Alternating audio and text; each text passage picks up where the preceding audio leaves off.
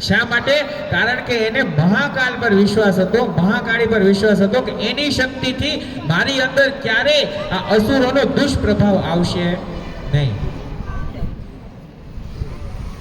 બૃહસ્પતિનો પુત્ર કચ્છ જ્યારે શીખવા જાય છે ને વિદ્યા, ત્યારે એ મુક્ત બને શીખવાડે છે. બલિથી ઉત્પન્ન વિરોચન જ્યારે સમુદ્ર મંથન માટે ના પાડે છે ને, ત્યારે શુક્રાચાર્યએ અસુરોનું લીડરશિપ પણ લીધું છે, પણ અસુર બની ગયા નથી. એટલે તમે એને શિક્ષકની ભૂમિકાથી જુઓ કે ખરાબ ક્લાસનો શિક્ષક છે તો એને કડક રહેવું પડે, એને કાવા દાવા કરવા પડે, એને મારવું પડે, ખીજાવવું પડે, હેરાન થવું પડે. એ એનો સ્વભાવ નથી. ભય, શોક, ચિંતા, તાણ, ઉદ્વેગ આ બધા સાથે સંકલિત જે હોર્મોન્સ છે એનું નામ હું એકવાર વાંચી લઉં. એમિગડાલા.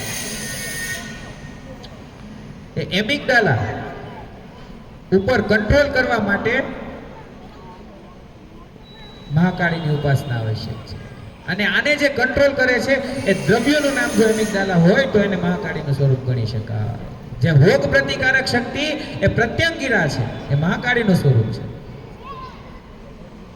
અને એની પૌરાણિક વાર્તા તો બહુ સરસ છે. કોઈને ખબર છે ને પૌરાણિક વાર્તાઓ જ્યાં આપણે વાત અધૂરી મૂકીને વાત લીધી સાયન્સની? એ શુંભ અને નિશુંભ નામના દૈત્યો આખી સૃષ્ટિ પર ગમે તે સ્ત્રીને પોતાના ઘરમાં બેસાડી લેવાની ભાવના વાળા, અને પછી દેવીને એમ થયું કે હવે આને પાઠ ભણાવવો પડશે. પુરુષને કેટલા અસ્ત્ર ચલાવતા આવડવા જોઈએ ખબર? 8 થી 16, અને સ્ત્રીને 32 24. એટલે 12 હાથ વાળી દેવી છે ને એ બહુ મહાન છે. કોના ફોટામાં તમે સૌથી વધુ હથિયાર જોયા છે, પુરુષના કે સ્ત્રીના?